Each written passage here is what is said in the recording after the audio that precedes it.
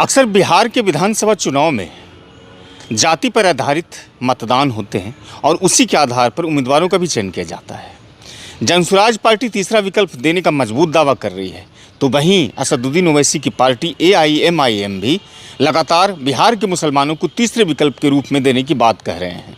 2020 के विधानसभा चुनाव में लगभग 24 सीटों पर AIMIM ने अपने उम्मीदवार उतारे थे, जिसमें से 5 ऐसे विधानसभा थे किशनगंज, पूर्णिया और अररिया के उन्होंने जीत दर्ज किया था। बाद में उसके उम्मीदवार राजद का दामन थाम लिए थे। महज एक ही जो प्रभारी थे AIM के, अख्तरुल ईमान ही बचे रह गए थे। चूँकि वोट प्रतिशत अगर देखेंगे तो 2020 में AIM को लगभग 1.24% वोट शेयरिंग इसके हिस्से में रहा है। अगर कुल वोटों की संख्या गिनती करेंगे तो लगभग 5.5 लाख वोटरों ने इसे वोट किया था। ये अलग बात है कि उस वक्त महज 5 ही इसके विधायक चुनाव जीतने में कामयाब हुए, लेकिन पार्टी ने 2015 के विधानसभा चुनाव से अगर हम तुलना करेंगे तो 2020 के विधानसभा चुनाव में अच्छा प्रदर्शन किया था।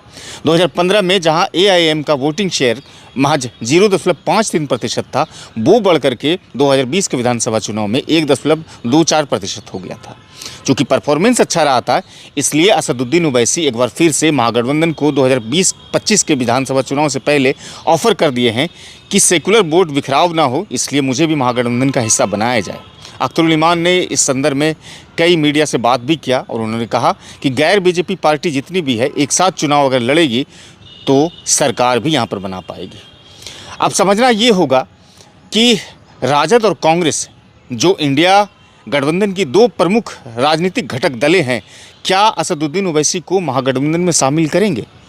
राजनीतिक जानकार ये कहते हैं कि असदुद्दीन ओवैसी की पार्टी को महागठबंधन का हिस्सा नहीं बनाएंगे। इसलिए नहीं बनाएंगे कि बिहार में जैसे ही महागठबंधन का हिस्सा असदुद्दीन ओवैसी की पार्टी होगी, वैसे ही मुस्लिम वोट उसकी तरफ आकर्षित होना शुरू हो जाएगा। चूँकि सीमांचल के इलाके में जहाँ पर 5 इनके विधायक जीत कर आए थे, वहाँ पर अगर देखा जाए तो कमोबेश मुस्लिम पॉपुलेशन बहुत अधिक है। किशनगंज में 70% से अधिक मुसलमान की आबादी है। उस तरह से अररिया में, किशनगंज में, उसके अलावा पूर्णिया में, कटिहार में, ये सब जो बड़े ज़िले हैं वो मुस्लिम पॉपुलेशन अधिक है। और महागठबंधन में जैसे ही असदुद्दीन ओवैसी की पार्टी शामिल होगी तो उसे पैर पसारने में कामयाबी मिल जाएगी।